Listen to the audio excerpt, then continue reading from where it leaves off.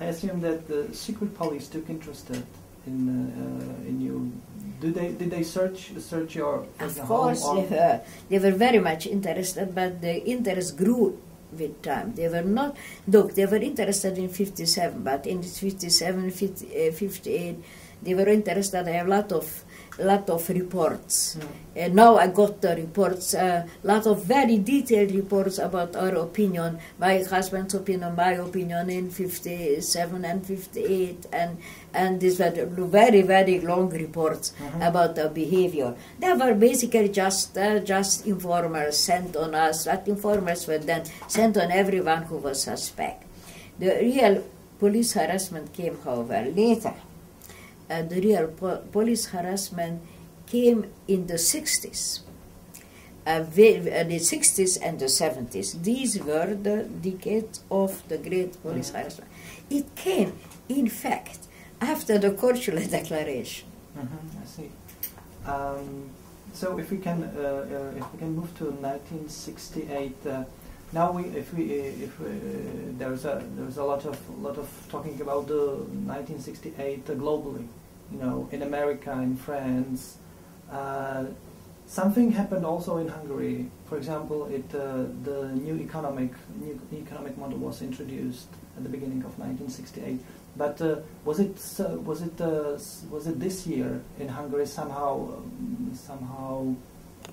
remarkable, or was it different from 67, 60, 66, 67? It was absolutely different. In 67, they decided, the Hungarian party decided, a so-called economic reform. And Lukács gave an interview to UNITA in which he said that an economic reform is only the introduction to a political reform. That was, of course, very Marxist, that the base and superstructure thing. But we also believe that like it's an economic reform, a political reform will follow. The economic reform was launched in the 1st of January in 1968 in Hungary. We had hopes, but we had also a problem that resistance and a development of position in Eastern Europe was never synchronized. During the Hungarian Revolution, the Polish uprising was already done. The Czech was not sympathetic, Czechoslovakia was not sympathetic with Hungary, and not to speak about Romania, and basically, and not to speak about the DDR, absolutely nothing. So we were alone. And then came the Prague Spring. That was the great hope. Now, synchron. We got synchronized. In Hungary, there is an economic reform. There is the Prague Spring. We have a synchron here, a synchron movement. We can go together. And then came the May in Paris, the news movement, a kind of leftist movement which was anti-communist, which was extremely important, that the leftist movement in Paris was hostile to the Communist Party of France. Then these three together meant a synchronization. We had extremely great hopes that something is going to happen, that we get into the period of political transformation, get rid of this totalitarian regime, a kind of socialism without secret police and without Soviet army. That was basically the idea. Socialism, the human face, also in Hungary. Or economic reform, private property, in a way, in Hungary it was also an agenda, a little freedom for private property and market society. In Hungary that was, because of economic reform, that was maybe more important than other things in Prague. Freedom of the press was the first thing on the agenda, but these two together could have basically meant something. We were very optimistic. And then came the first rumors against the possibility of the Soviet intervention into Czechoslovakia. We were extremely afraid. What happened here was also our hope. And our hope that with the synchronization we can enter a new political phase in the story of our countries, and that we can move together. Did you have any contacts with someone in Czech? I was invited. I invited to a lecture tour into Czechoslovakia, and my first lecture would have taken place on 1st September 68. It was already scheduled. I have a scheduled lecture tour in Czechoslovakia already for September 16. That was optimism. Yeah, I was invited, and I was invited to Brno, to Prague, and I don't know where else, Bratislava. Yeah, to have a lecture tour. Was very happy. We got already this contact with each other, and then that was wonderful. We had with the Poles we had earlier contracts. Well, 56. So before the invasion in August, your information about Czechoslovakia and about Prague Spring was only what was published in press, or what you heard in Western radios, or. No, we had personal contacts as well. Yeah? We had personal contacts as well, and I forgot the names of people after 40 years, but we have had personal contacts as well with Prague, with intellectuals, with Kosik, for example, in philosophy. Yeah. He was obvious, and but also with others. I can recall later on perhaps with whom, but Kosik I remember, yes. And writers we did not, I did not know writers, but some other, you can ask Hungarian writers, we knew writers from, we knew the books, but we have known the persons, at least not in philosophy, not my group of people. So we had great hope. And that was the first time we got a passport in Hungary to the West. Great thing, went to Italy in May 68. And the so-called Budapest school people, but only with wife and wife, who were not participant in the cultural thing. We went to Italy, and then the last stage was in Venice. And we enjoyed our trip very much, but in Venice there were posters about, and with the following text: the Soviet army is concentrated around the borders of Czechoslovakia. Our holiday was over. And we said, look, now they invade, now they are going to invade. And we believed that it happens the next days. Nothing happened next days. So we said we were mistaken. Maybe that's just a kind of exercise and goes for nothing. There were up and downs and up and downs. There were days we believed that they are going to invade, the next day they are not going to invade. We had this always the believing in pro and con till the 21st of August. That was, but we had very great hopes for our own country that we can now move together. Do you remember the 21st of August? Of course. And did you expect before that there would be possibility that even the Hungarian army would participate in this, or was it just only the Soviets would do this? Did you expect that the Hungarians would also participate? No, we haven't expected this. But we heard about it. We were in the Korčula summer school in Yugoslavia. And in the morning at 21, when we arrived to the place where the conferences and the seminars take place, and there was a turmoil, there was a chaos, and it turned out that not just the Soviet Union, but for example also Hungary participated in the invasion against Czechoslovakia. And that basically, this very fact made us formulate the so-called cultural declaration of ours. Otherwise, we would have signed only the common declaration. That was a common declaration. Everyone who was there, they made a declaration against the Soviet invasion of Czechoslovakia, but everyone else came from the West, came from America, West Germany, etc., etc. Only very few came from the East. And so there was one man, that was a funny story, I haven't told you that. One man who got up and started to cry. And he said, we are finished, Czechoslovakia is finished, we are finished forever. And he cried before us, before everyone who gathered together. And this scene I kept this scene in my memory.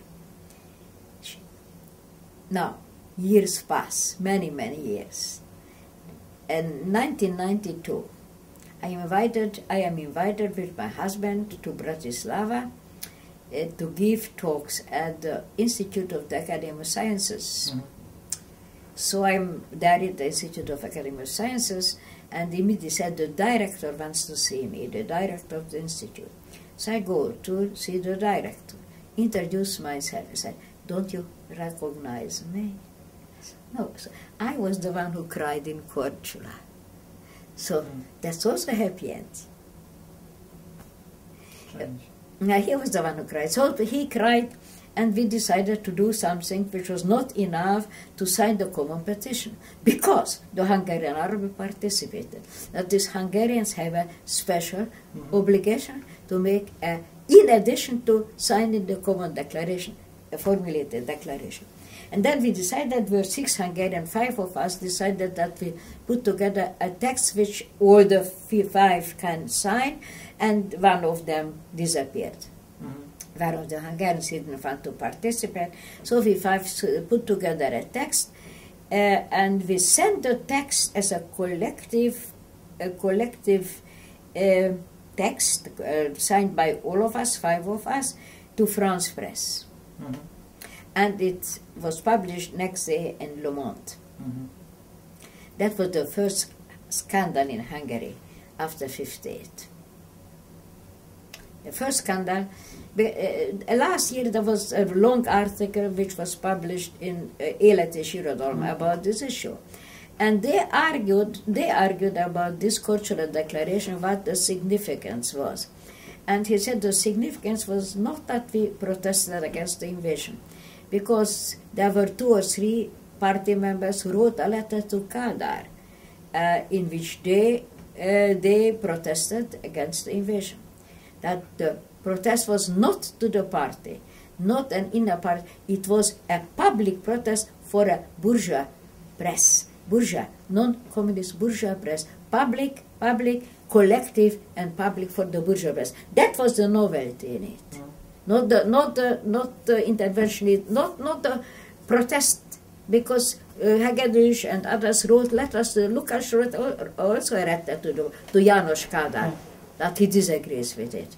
That was not the issue. The issue was that we did not write to the party, not to János Kádár, not to anyone, but gave it to a bourgeois capitalist Western press as a collective declaration.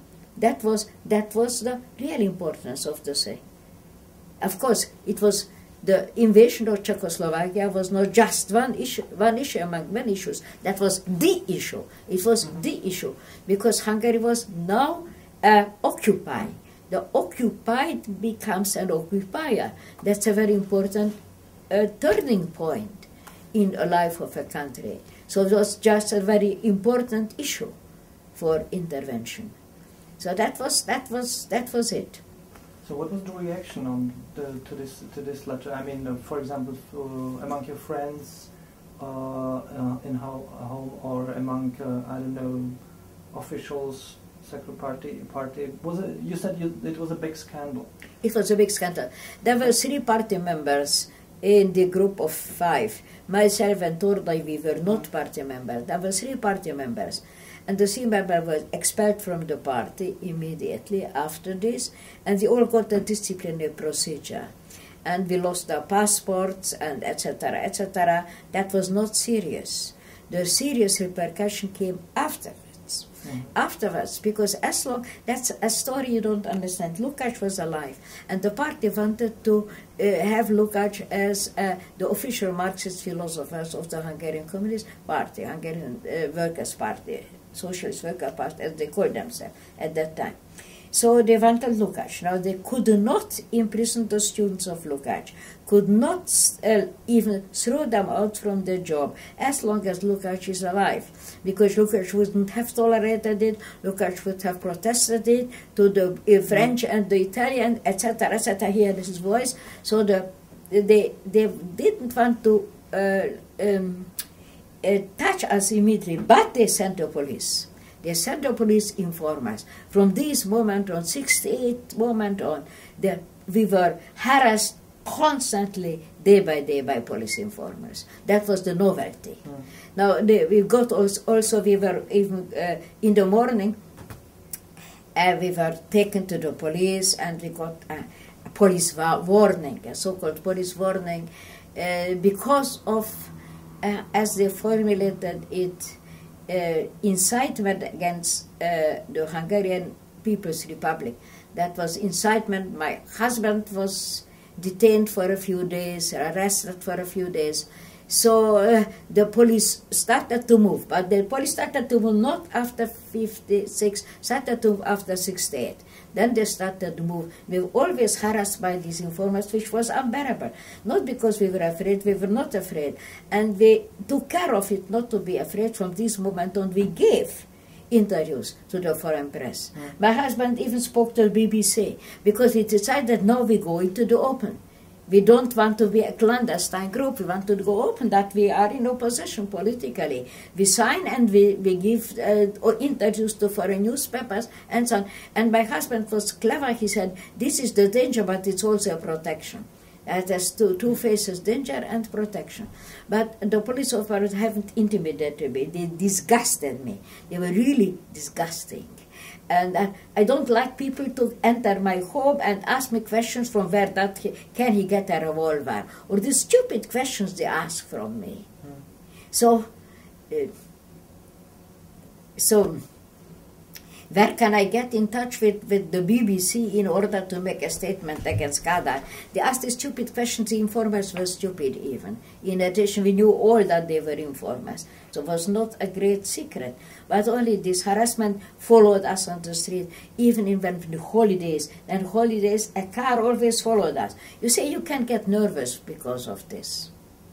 Were there any, did they try to force you to emigrate? Of course they tried. That was a trial. They were continuing following us on the street, following us. You have your nerves. But after a while, they get on your nerves. And so then we turned to the official channels. We want to emigrate, want to leave Hungary. They did not need to force us out. We wanted to leave.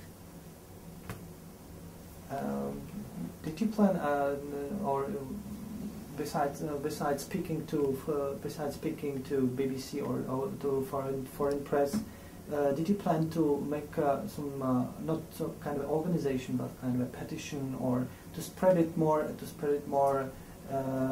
within, for example, Budapest, or within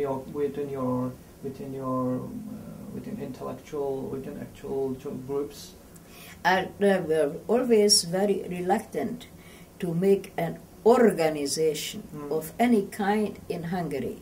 First of all, there is an informer in every organization. I don't want other people to be arrested because of me. That's a very, very important thing. It happened once in the Institute of Sociology, that one person said that we have to make an organization, an organized declaration, as an organization declare. That's also against Czechoslovakia intervention. And I said, look, everyone should sign a protest action on his or her own name, but we do not make an organization. 5 hours later, the director of the institute got a phone call from the party of the district that they got the information that there is an organization in our institute. This is so stupid. So I understand. And that was the greatest activity of secret police started after 68. Because that was from the moment on understood as an oppositional political gesture. But it was. Not just a difference in ideology, not just a difference in politics, but an open gesture. Were there any people's reaction to the invasion to Czechoslovakia? I mean, were there kind of a protests, or not? I don't mean demonstration or organized, but were there kind of other protests than yours? Basically, there was silence. There was dead silence, and there were also some people who said, "Look, the Czechs invaded us once in 1919 against our own republic. Now we invade them against their republic. Yeah, make it even. Of course, Hungarians had conflict with Czechoslovakia. There was obviously the Beneš decrees, and Hungarians were deported from Czechoslovakia after the Second World War without any reason whatsoever. So there were people who believed that they got what they deserved, even they were not sympathetic with the Soviets. But that was not the majority, of the minority. The majority was not interested. The majority was passive. Now those who were interested, there were a group which was interested who wanted to support the economic reform.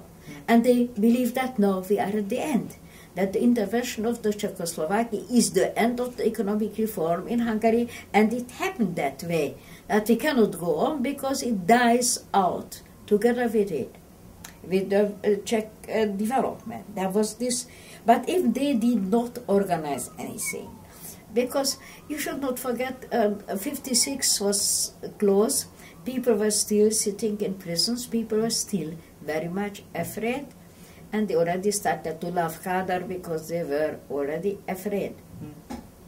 So nothing really happened. There were very, very few little things. Besides the letters written directly to Kadar, these I mentioned, there were a few people who... There was one other Hungarian ambassador to Berlin who resigned his job because of the invasion. There was one single case. And Hegedűs and Lukács wrote a letter to Kadar, and there were a few members in the Institute of Philosophy in Hungary who prevented the signature of declaration for the intervention in Czechoslovakia. They wanted to sign a declaration supporting the intervention, and there were 3 people of the institute who prevented this signature to happen. That was also a kind of passive resistance, but nothing really of any significance happened. I heard, but I don't know if it was due to the invasion. I heard that one party official committed suicide. It was Lajos Arch. Yeah, Lajos committed suicide, yes, I know. But you see, when someone commits suicide, it's hard to tell, because only people in depressive state commit suicide. Yeah. So in this case, you cannot have a cause-effect relationship. I heard only. He committed suicide. I know, yeah, of course. No, I heard that it was partly due to the invasion, but it was not you can say that, but if you know that if someone wants to commit suicide, then there are so many different kinds of things, from disappointment in love to political things, and especially simply because you are in a state of depression, which is an illness, a sickness itself. So I would not speak about any kind of suicide except when it has a very direct political significance. I understand. Again, I would like to go back to János Kádár. I know your opinion on him, but there's a lot of discussion of his role in the invasion. That several times he wanted that he was playing kind of a against the invasion. That he was trying to persuade Dubček to be more perceptive. I think it is true. I wanted Dubček to make a compromise with the Russians. That was also in Kadar's interest, because the economic reform in Hungary was also in Kadar's interest, and Kadar didn't want a new upheaval in Hungary either. He really wanted to persuade, obviously, Dubček to make peace with the Russians, to be a Gomulka, to put it bluntly, because Gomulka did it. Yeah. So, you left Hungary in 1977. Yes. And you left for Australia. read in one of your interview that you admired Australia very much. Yeah. That you saw it as a kind of a very good compromise between between America and between the socialist system. That there was a very nice environment to live there. Was it so? Yes, but it was a very nice environment. It was not a choice of mine. We had no choices. The moment they told us that we can get an immigration passport, under the condition that we get the job, I had to pick the first job offered to me. And that was the first job offered to me in Melbourne. I had no choice. Mm-hmm. I had no choice. I cannot consider now America or Germany or whatever. I had no other choice. I had to pick the first offer made. And that was the first offer. My friend Ivan Salini was already teaching, a professor in Australia, and he applied for the job in my name, and he insisted that I should come telephone day and night, and he was very helping me in this respect. So we decided, why not Australia? And then they asked me why so far away, and I asked back, far away from what? Because Vienna is closer, was at that time closer to Melbourne than to Budapest. Since from Budapest I could not go to Vienna, whereas from Melbourne I could go to Vienna. Yeah. So that is far and close. From Budapest everything was far away. Besides this persecution from the security, from secret police, was it difficult to leave Hungary? Did you feel that probably that you would not go back anymore? First of all, we lost our jobs because there was a disciplinary procedure and there was a party resolution. And the party's resolution sounded that since in Hungarian scientific life only those can get a job who are Marxist-Leninists, and we are anti-Marxists. Anti-Marxists cannot have a scientific job in Hungary. So we're all thrown out from it.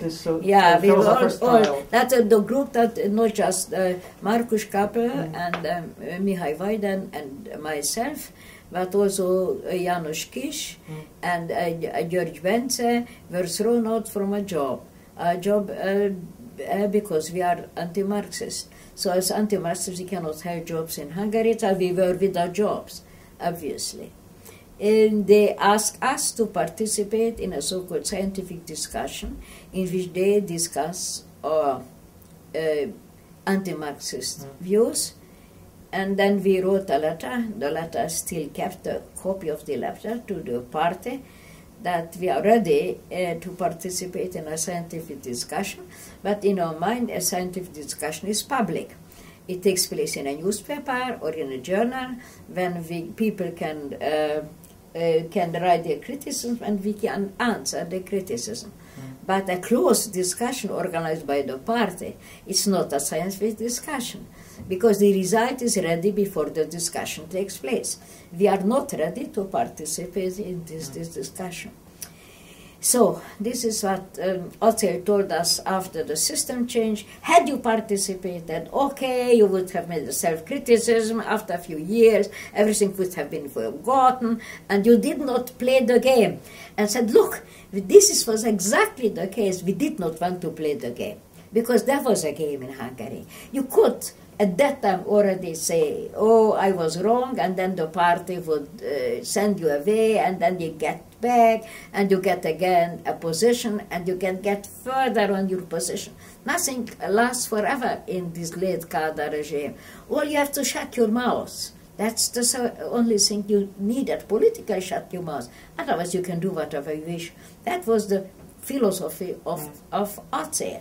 And then later on, when we met him in 91, I think, in Budapest, after the system change, he said, you have not played the game. That's why you lost your job.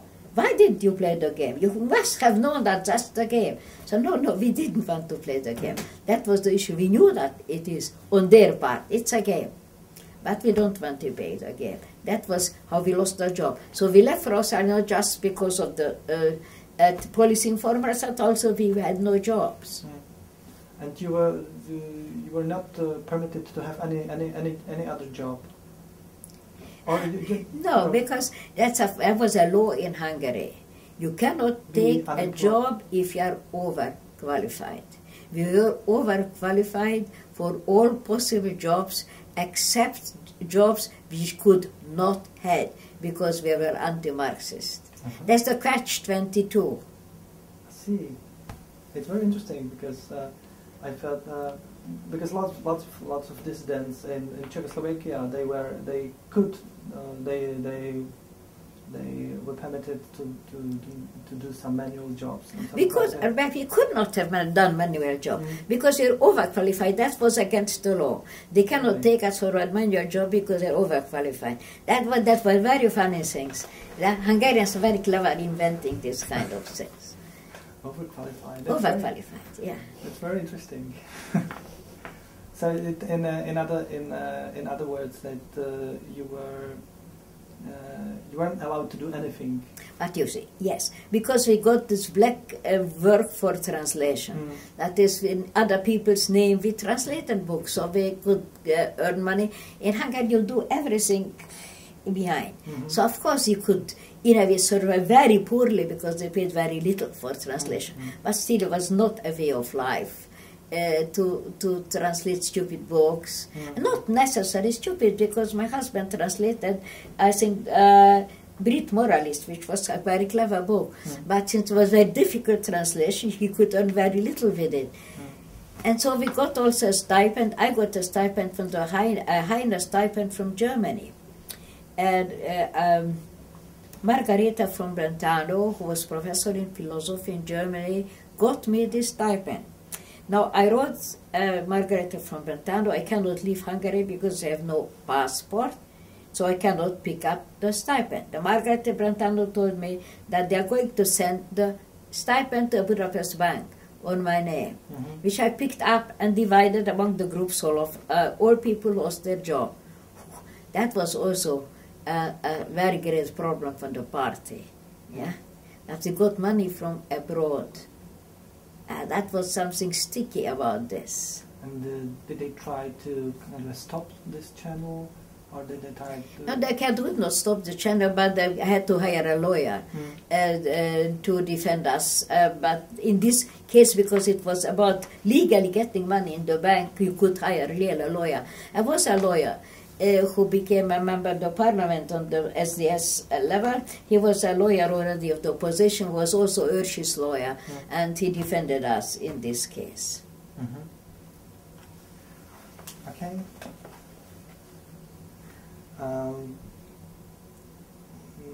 After when the regime collapsed in 1989, you came back. When did you come back first to Hungary? Look, I came back first to Hungary already from Australia. I lived for 9 years in Australia. Afterwards, I moved to America. I already returned from Australia. I was afraid that I cannot get out. But my daughter was in Budapest, and my old mother was in Budapest. I could not afford not to return home.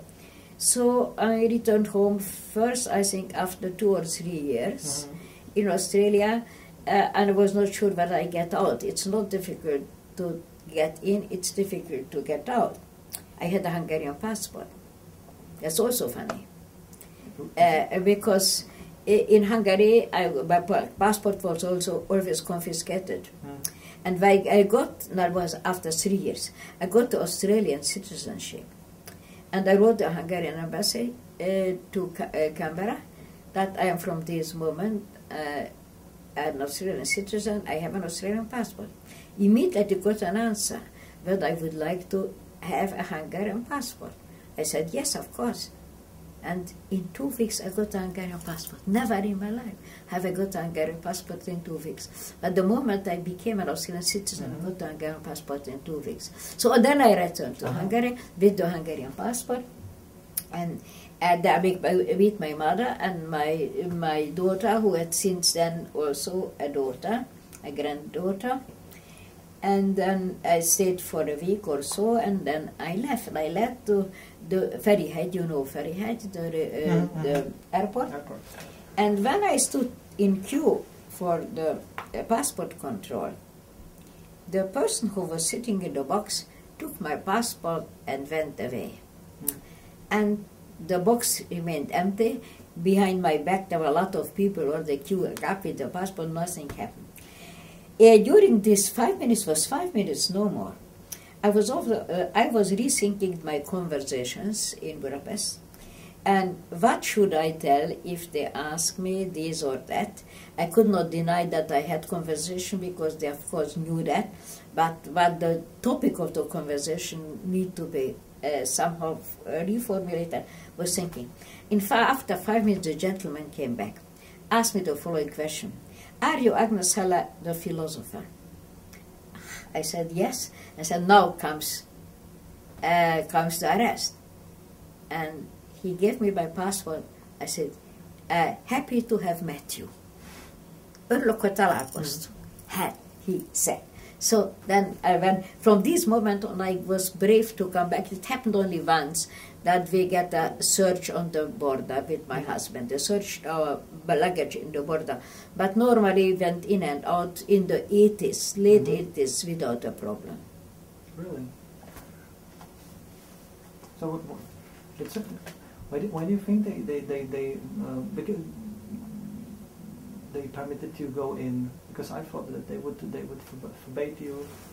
forbid you to go back to Hungary. They permitted me to go in. I had a Hungarian passport. They could have no right not to permit me, and they did not confiscate my passport. I had also an Australian passport, but I think it was not even. They didn't want to do it. They were at that time very happy that I was abroad. That was the reason. They would not keep me back. Because I was peril, I make troublemaker. So really they were happy when I left, whenever I left. That they searched our luggage was another matter because they wanted to find out whether we take out some illegal material, etc. Or tape. At that time there existed already tapes. But that was not a problem for us. I was sure that we are let out. Not the first case I was absolutely not sure. I was uncertain whether they let me out or not. And from the second, third case onwards, I was sure they let me out.